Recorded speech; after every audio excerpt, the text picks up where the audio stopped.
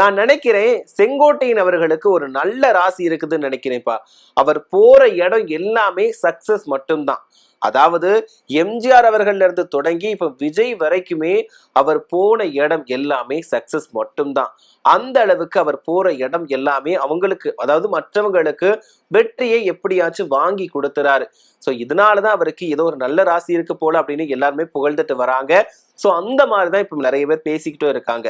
அது என்ன விஷயம் அப்படிங்கறத இந்த பதிவுல விரிவா பார்த்துடலாம். செங்கோட்டையன் இவர் ஒரு மூத்த அரசியல்வாதி. ஆரம்பத்துல எம்ஜிஆர் மீது இந்த பற்றுனால அதிமுகவுல இணைஞ்சாரு. அதாவது ஆரம்பத்துல திமுகவில இருந்து பிரிஞ்சுதான் எம்ஜிஆர் அவர்கள் அதிமுக அப்படின்ற ஒரு கட்சியை தொடங்கினாரு. அப்பத்துல இருந்து இவர் அங்கதான் இருக்காரு. அதாவது ஆரம்பத்துல செங்கோட்டையன் அவர்கள் ஊராட்சி தலைவரா தான் இருந்தாரு. அதுக்கப்புறமா எம்ஜிஆர் அவர்களோட அதிமுக கட்சியில சேர்ந்து அவர்களுக்காக நிறைய வேலைகளை பண்ணாரு. ஆரம்பத்துல சொல்ல போனோம் அப்படின்னா, ஆரம்பத்துல எம்ஜிஆர் அவர்களுக்கு நிறைய உழைச்சாரு. ஒரு டைம்ல ஒரு மாநாடு நடத்தியே ஆகணும், அதிமுக சார்பில் ஒரு மாநாடு நடத்தியே ஆகணும் அப்படிங்கிற கட்டாயத்துல இருந்தாங்க. அதை வெற்றிகரமா நடத்தி முடிக்கிறதுக்கு உதவியா இருந்தவர் யார் அப்படின்னு பாத்தீங்கன்னா செங்கோட்டையன் அவர்கள் தான். சோ அதுல இருந்து எம்ஜிஆர் அவர்களுக்கு ஒரு பிடிச்சமான நபரா இவர் மாறிட்டாரு.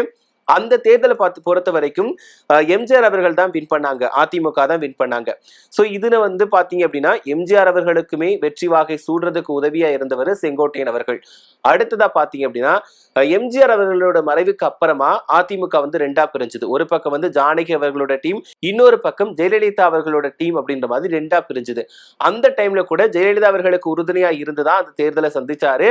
அப்போ கூட ஜெயலலிதா அவர்களுக்கு ஒரு வாய்ப்பு வாங்கி கொடுத்தாரு. சோ அந்த மாதிரி எம்ஜிஆர் அவர்கள தொடங்கி அதுக்கப்புறம் ஜெயலலிதா அவர்களுக்கு, அதுக்கப்புறமா விஜய் அவர்களுக்கு, இடையில இபிஎஸ் அவர்களுக்கு, இவங்க எல்லாத்துக்குமே உறுதுணையா இருந்திருக்காரு. இவரோட அரசியல் கணிப்பு அப்படிங்கிறது ஒரு டிஃப்ரெண்டா இருக்குன்னு கூட சொல்லலாம். ஏன்னா ஜெயலலிதா அவர்களோட நம்பிக்கைக்குரிய ஒரு கதாபாத்திரமா இருந்தவர் யார் அப்படின்னு பாத்தீங்கன்னா செங்கோட்டையன் தான். எம்ஜிஆர் அவர்களுக்கு எப்படி ஒரு நம்பிக்கையா இருந்தாரோ அதே மாதிரிதான் ஜெயலலிதா அம்மையார் அவர்களுக்குமே ஒரு நம்பிக்கைக்குரிய ஒரு தர இருந்தாரு. சோ அதிமுகவோட வளர்ச்சிக்கு இவரோட பங்கு அப்படிங்கிறது இன்றியமையாதது. அதிமுக எல்லா இடத்துலயும் கொண்டு சேர்க்கிறதுக்கு அப்படிங்கிறதுல ஒரு முக்கிய பங்கு வகித்தவர் செங்கோட்டையன் அவர்கள் தான். சோ இது தாண்டி பாத்தீங்க அப்படின்னா தொடர்ந்து ஒரு 8 தடவை இவர் சட்டமன்ற உறுப்பினராக இருந்திருக்காரு. இப்போ கூட சட்டமன்ற உறுப்பினராக தான் இருக்கிறாரு. சோ கடைசியா பாத்தீங்க அப்படின்னா இபிஎஸ் ஓபிஎஸ் அப்படின்னு அதிமுக பிரிஞ்சுது. ஒரு டைம்ல ஜெயலலிதா அம்மையாரோட மறைவுக்கு அப்புறமா அதிமுகவுல உட்கட்சி பூசல் ஏற்பட்டுச்சு. யாரு ஆட்சியை கைப்பற்றணும், யாரு கைக்கு அந்த கட்சி வரணும் அப்படின்ற ஒரு போட்டி இருந்துச்சு.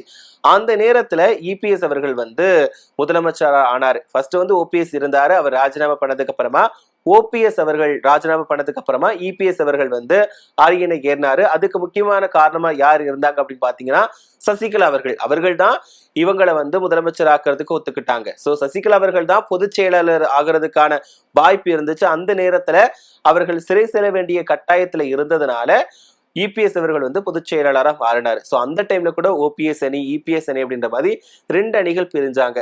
ஒரு பக்கம் கொஞ்ச நாள் கழிச்சு போக போக பாத்தீங்க அப்படின்னா சசிகலா அவர்களையுமே கட்சியிலிருந்து நீக்கிட்டாரு, ஓபிஎஸ் அவர்களையுமே கட்சியிலிருந்து நீக்கிட்டாரு. சோ இதுக்கப்புறமா எல்லாருமே ஒவ்வொரு பக்கம் அவங்களோட பங்குக்கு கட்சி ஆரம்பிச்சாங்க. சோ இதுல ஒருத்தங்க பாத்தீங்க அப்படின்னா டிடிவி தினகரன் அவர் அமமுக அப்படின்ற கட்சியை தொடங்கினாரு. சசிகலா அவர்களுமே இப்ப ரீசெண்டா தான் ஒரு கட்சியை தொடங்கினாங்க. ஒரு பக்கம் பாத்தீங்க அப்படின்னா ஓபிஎஸ் அவர்கள் எல்லாத்தையும் மீட்கணும், அதிமுகவுல நிறைய பேரை மீட்கணும் அப்படின்றதுல அதிமுக உரிமை மீட்பு கூட அப்படின்ற ஒண்ணு தொடங்கினாரு. சோ இப்படி இருக்கக்கூடிய நேரத்துல செங்கோட்டையன் என்ன செஞ்சாரு அப்படின்னா ஓபிஎஸ் அண்ட் இபிஎஸ் 2 பேரையும் சேர்க்கறதுக்கான வேலைகள்ல ஈடுபட்டாரு.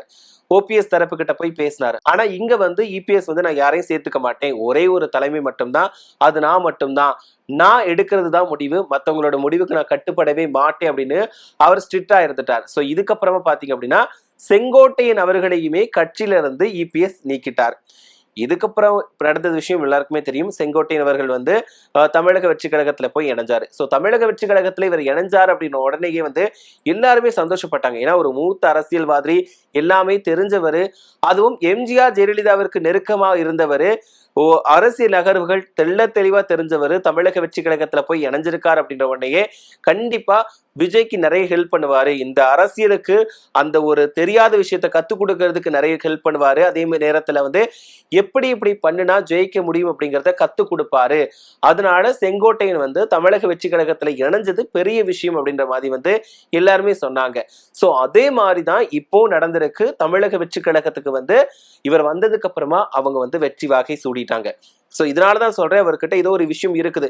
என்ன அந்த ஒரு மேஜிக்னு சொல்லுவாங்கல்ல, ஒரு பவர். ஸோ இவர் போற இடம் ஃபுல்லாவே சக்சஸ் மட்டும்தான் நடந்துட்டு இருக்கு. எம்ஜிஆர், ஜெயலலிதா, அப்புறம் இபிஎஸ், ஓபிஎஸ், அடுத்து இப்போ வந்து விஜய் அவர்கள். இப்படி வரிசையா பாத்தீங்கன்னா அவர் இருக்கிற வரைக்கும் எல்லாருக்குமே வந்து சக்சஸ் கிடைக்குது. ஏன்னா ஆரம்பத்துல இபிஎஸ், ஓபிஎஸ் சேர்க்கறதுக்கு முயற்சி பண்ணாரு. ஒருவேளை ரெண்டு பேருமே சேர்ந்து செங்கோட்டையன் அவர்களோட ஒரு அந்த வழிகாட்டுதலோட இந்த தேர்தலை சந்திச்சிருந்தா அதிமுக வின் பண்றதுக்கான வாய்ப்புகள் அதிகமா இருந்திருக்கும். ஆனா இங்க வந்து இபிஎஸ் வந்து நான் மட்டும்தான் எடுக்கிறது, தனிக்காட்டு ராஜாவா தான் நான் இருப்பேன், யாருமே எனக்கு அட்வைஸ் பண்ணக்கூடாது அப்படின்னு ஸ்ட்ரிக்டா இருந்துட்டாரு. ஸோ அதனாலதான் அந்த ஒரு நம்பிக்கை நட்சத்திரம் வந்து கை நழுவி போய் தமிழக வெற்றி கழகத்துல போய் இணைஞ்சது. சோ அந்த ஒரு நம்பிக்கை நட்சத்திரம் அவங்களுக்கு ஒரு வெற்றி வாகையே வாங்கி கொடுத்திருக்கு. சோ இதுல ஒரு விஷயம் எப்படின்னா, இந்த பதவியேற்பு விழா நடந்தது இல்லையா, முதலமைச்சரா விஜய் அவர்கள் வந்து பதவி ஏற்றுக்கிட்டாரு. அப்போ ஒரு சில அமைச்சர்கள் வந்து அங்க பதவி ஏற்றுக்கிட்டாங்க.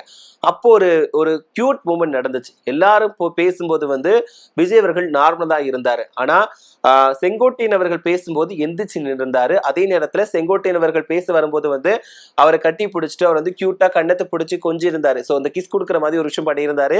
சோ இப்படி பிடிச்சு பண்ணுவாங்க இல்லையா, சோ அந்த மாதிரி ஒரு விஷயத்த பண்ணியிருந்தாரு. இது வந்து கியூட்டா இருந்துச்சு. அது பார்க்கும் போது ஓகே, இவங்க ரெண்டு பேருக்குள்ள வேற ஏதோ பாண்டிங் இருக்கு. அது மட்டும் இல்லாம இதுவும் ஒரு அரசியல் சாமர்த்தியம் அப்படின்னு சொன்னாங்க. ஏன்னா இது கூட ஒரு அரசியல் ட்ரிக் தான். ஏன்னா அவர் மூலமா தான் நம்ம ஜெயிச்சிருக்கோம் அப்படிங்கறத வெளிக்காட்டுற விதமா தான் இப்படி பண்ணியிருக்காரு. ஏன்னா இவர் வந்து செங்கோட்டையன் வந்து விஜய்க்கு ஒரு முக்கியமான நபரா இருக்கிறாரு, இதுல இருந்து தெரியுது. ஏன்னா யாருக்குமே அவர் அந்த மாதிரி பண்ணவும் இல்லை, ஹக் பண்ணவும் இல்லை, எந்த ஒரு ரியாக்ஷனும் கொடுக்கல. ஆனா செங்கோட்டையன் வரும்போது மட்டும்தான் அவர் ஆற தழுவி அந்த கன்னத்துல முத்தம் கொடுக்குற மாதிரி கையை வச்சு பிடிச்சு பண்ணாரு. சோ இதனால வந்து செங்கோட்டையன் வந்து தமிழக வெற்றி கழகத்துக்கு போனதுதான் நல்லது, அதனாலதான் இவங்களுக்கு வெற்றி கிடைச்சது அப்படின்ற மாதிரியும் ஒரு சில தரப்பினர் வந்து சொல்லிட்டு இருக்காங்க. கண்டிப்பா அந்த வீடியோ நீங்க பார்த்திருப்பீங்கன்னு நினைக்கிறேன். செங்கோட்டையன் அவர்கள் வந்து கிராஸ் பண்ணி போறப்போ விஜய் அவர்கள் பண்ண அந்த ஒரு கியூட் மூமெண்ட் வந்து நம்பவே நல்லா இருந்துச்சு. பாக்குறதுக்கே பாரு மனுஷன் இப்படி இருக்காரு அப்படின்ற மாதிரிலாம் தோணுச்சு. ஒரு பக்கம் விஜய் அவர்கள் கியூட்டா இருக்காருங்க அப்படிங்கறத சொல்றதை தாண்டி செங்கோட்டையன் அவர்கள் எந்த அளவுக்கு ஒரு நம்பிக்கையை கொடுத்திருந்தா இப்படி ஒரு விஷயம் நடந்திருக்கும். அதாவது ஆதவ் அர்ஜுனா, புஷி ஆனந்த் எல்லாருமே வந்து ஆரம்பத்துல இருந்து கட்சியில இருக்காங்க. ஆனா செங்கோட்டையன் அவர்கள் இப்ப இடையில தான் வந்தாரு. அப்படிப்பட்ட ஒரு நபருக்கு வந்து இந்த அளவுக்கு ஒரு முக்கியத்துவம் கொடுக்கிறார் அப்படின்னா அவரோட கணிப்புகள் எந்த அளவுக்கு இருந்திருக்கு, அவர் வந்து எந்த அளவுக்கு ஒரு நம்பிக்கைக்குரிய நபரா அந்த தலைவருக்கு மாறி இருக்கார் அப்படிங்கறது வந்து இதுல கவனிக்கப்பட வேண்டிய விஷயமா இருக்குது. ஏன்னா ஆரம்பத்துல இருந்து பார்த்துட்டு இருக்கோம். ஏன்னா செங்கோட்டையன் அவர்கள் இந்த கட்சிக்கு போக போதே வந்து எல்லாருமே சொன்ன விஷயம், இபிஎஸ் தப்பு பண்ணிட்டாரு, எடப்பாடி பழனிசாமி தப்பு பண்ணிட்டாரு, ஏன்னா இவரை வெளியே விட்டுருக்கவே கூடாது, ஏன்னா இவர் மட்டும்தான் அந்த கட்சிக்கு பக்கபலமா இருந்தாரு. குறிப்பா சொன்ன விஷயம் என்னன்னா, எம்ஜிஆர் ஜெயலலிதா அவர்களுக்கு நம்பிக்கைக்கான ஒருத்தரை வந்து நம்பிக்கையா இருந்த ஒருத்தரை வந்து நீங்க இப்படி தள்ளி விடுறது, அதாவது கட்சியை விட்டு நீக்கிறது அப்படிங்கிறது உங்களுக்கு மட்டும்தான் பின்னடைவா வரும்னு மக்கள் கூட கணிச்சு சொன்னாங்க. சோ அதே நிலைமை தான் இன்னைக்கு வந்து அதிமுகவுக்கு ஏற்பட்டிருக்கு. இப்ப பாத்தீங்கன்னா அதிமுக ஏற்கனவே துண்டு துண்டா உடைஞ்சி ஒவ்வொருத்தரும் சதறி போயிட்டாங்க. சோ இந்த தேர்தலை சந்திச்சதுக்கு அப்புறமாவும் அவங்க ரெண்டு டீமா பிரிஞ்சிருக்காங்க. சோ இதனால வரக்கூடிய காலங்கள்ல அதிமுகவோட நிலைமை என்ன ஆக போகுது அப்படிங்கிறது தெரியல. ஏன்னா ஒவ்வொரு டைமுமே வந்து அதிமுக அப்படிங்கிறது துண்டு துண்டா பிரிஞ்சுக்கிட்டே வந்துச்சு. இப்ப பாத்தீங்கன்னா சுக்கு நூறா நொறுங்குற கூடிய மாதிரி வந்து ஒவ்வொருத்தரும் பிச்சுக்கிட்டு ஓடுறாங்க. சோ என்னதான் நடக்குது அதிமுகவுல, எப்படி என்னதான் பிரச்சனை ஓடுது அப்படிங்கிறது யாருக்குமே தெரியல. ஒரே ஒரு விஷயம் மட்டும்தான், தலைமை, அந்த தலைமை பொறுப்பு யாருக்கு அப்படிங்கிறதுல மட்டும்தான் அதிகார மோதல் மட்டும்தான் அங்க நடந்துகிட்டே இருக்குது. சோ எது எப்படியோ அந்த செங்கோட்டையன் அவர்கள் வந்து வந்ததுக்கு அப்புறமா தமிழக வெற்றி கழகத்துக்கு நல்ல காலம் பிறந்துச்சு அப்படின்னு சொல்லலாம். முதலமைச்சர் அவர்களா விஜய் பதவி ஏற்றுட்டாரு. கோபிச்செட்டிப்பாளையத்துல வந்து வழக்கம் போல செங்கோட்டையன் அவர்கள் வின் பண்ணியிருக்காரு. சோ அடுத்தடுத்து தமிழக வெற்றி கழகத்துக்கு, அதாவது இந்த வழிகாட்டியா வந்து செங்கோட்டையன் அவர்கள் இருக்க போறாரு. பார்க்கலாம், காலம் பதில் சொல்லும் அப்படிங்கிற மாதிரி வரக்கூடிய காலங்கள்ல என்ன நடக்க போகுது அப்படிங்கிறத பொறுத்திருந்து பார்க்கலாம்.